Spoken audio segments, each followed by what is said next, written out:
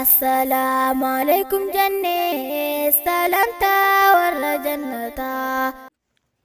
بسم الله الحمد لله. السلام عليكم ورحمة الله وبركاته. خبجمتو تفجلتمتوتا أردفتوتا كي بقرب بساعتي كنان إسينجا سنين جدا ورنا channel كناف حارة وتاتن سبسكرايب قد أورمو ماتي تاتن لايك قد أفيدي كيسا تهجتو لا لايك شير قد جزاكم الله خيرا يو أنتني دبت في أنتني في ديكوني سنتي تولي كومنتي قد سنين جدا إجا بليان كيا هر أوان أجايبا وهي إسنتهم ودفع واني نجم ماتشي سنجم ماتشي سجد أبديك أبا كن nama hiyyaan yookaan nama hin eeyne wahiit irraa waan guddaa wahiinaa kenname isinitti himu yookaan isinitti agarsiisu dhufeen isiniin jedha. Jazaakumullahu khayran. Haga dhuma viidiyoo kiyyaatitti na waliin turan affeerraa koo.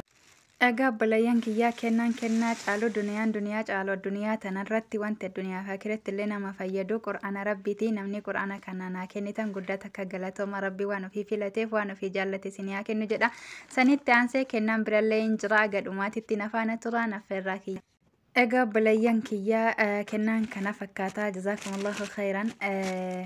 Mee haga dhumaatitti nafaana turan isiniin jedha. Wallaahi waa hedduu ka wanti hin mul'isinillee hedduutu jira. Rabbiin badhaasa duniyaa fi akiraa siyaa badhaasuun siin jedha obboleetti tiyyaa. Akkasuma immoo tiyyoo jechuudha qur'aanni kuni waan yeroo dheeraa barbaadee dhabeedha jechuudha. Egaa ani hin beektan jedhee abdii qaba. Mana xalabaatitti waan barbaadan hundan argatan jechuudha. Tasfiiraa qur'aanaa waan qur'aana hiikaa isaa qabu waan barbaadee fi yeroo naafidaa isaaniin jedhu argachuu hin dandeenye jechuudha. Garii qur'aana gugurdaa ibaaraa fa'aa jalatti qabatan jechuudha. Israasidhaan akkasuma immoo namni ofii gabbahee laalee hin bitne qur'aanni diqqishuu jalatti waa qabachuu hin dandeettan jechuu. Garuu wanti na gammachiisu keessaa qur'aanni kuni mataa isaatiitu tafsiiraa qaba. Akkasumallee immoo tuyyuu jechuudha namni rabbiin isaa laaffise wallaahi asirraa laalee hiika isaa wajjin baratuu danda'a jechuudha. Sanbira taree immoo tuyyuu uffata qaba. Warri rabbiin isinii hiree jedhe ofillee bitadha. Immoo tuyyuu inshaallah osoo danda'e jechuudha warroota hawwii qur'aanaa qabu akka gaafa ani qur'aana kana argadhe gammadetti akka isin gammadanitti isin gammachisa. Yoo dandeettiin kiyya akkas tahe akkasii yookaan illee rabbiin hunda kennayyuu nu haa gammachiisu addunyaa akirattis gammadiin siin jedha obboleettiiti. Hedduu of miidhuun kan kenna gaddisiisullee garummaa tiyyoo kennaa kee hundattuu gammadee jira. Kennaan naaf ergame abaayaa kanaa fi akkasuma waasi'a jechuudha bal'aadha nama hin qabu. Akkasuma murii jazaakumullahu khayran. Oroonni akka kiyya hawwii qabdanillee inshaallah hin bitattaniin isiniin jedha yookaan hunda keessan warra mana namaa jiraatee akka fedhutti waan fedhu laallatee hin bitanne Allah rabbiin kenna haa inshaallah isinii laaffisee bakka yaaddanii fi akka yaaddan isinii bakka yaaddan isin haa ga'u akka yaaddan isiniif haa ta'uun jedha. Inni biraa tiyyoo jechuudha. Asumaan isinillee hordoftoonni kiyya obboleettii tiyya tana naa galateeffadha. Akkas isiniin jedha obboleeyyan kiyya. Tarii qur'aanni kun xalabarra hin jira. Warroonni hawwiisaa qabdan xalabadhaan isiniin jedha ajajadha. Ani haqiiqatti bakka isa ajajanii fi bakka inni itti argamullee hin beeku akkaataa inni itti dhufullee jechuudha. Garuu immoo tiyyoo hedduu takka mubdii ana mareef qur'aana eegaluu fi akkasuma nama immoo hiikaa isaa beekee hiikaa isaa baratullee fi hedduu bareedan jedhan akka wallaala kiyyaatitti.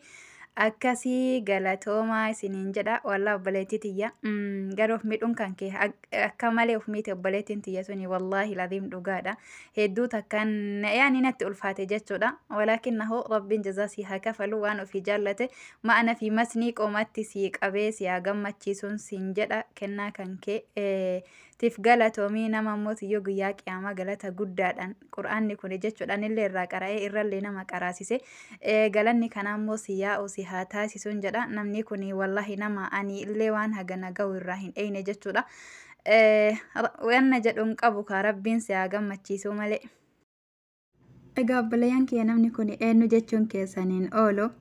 Baarakallahu fiikum obboleettii tiyya hawwii jazaakillahu anni khayral jazaa shukran jaziilan.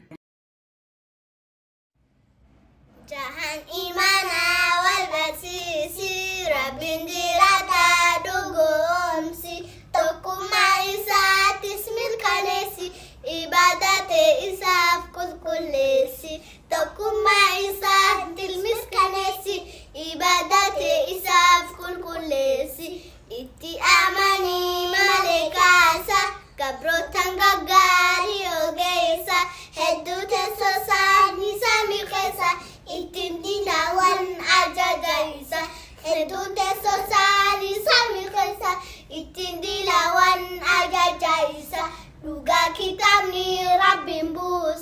kan ambiyyoota sabarsiise quraana isaa hunda caalchise kan nabii keenya alamaan ibse quraana isaa hunda caalchise kan nabii keenya alamaan ibse. Assalamu alaikum jannee salamta warra jannataa.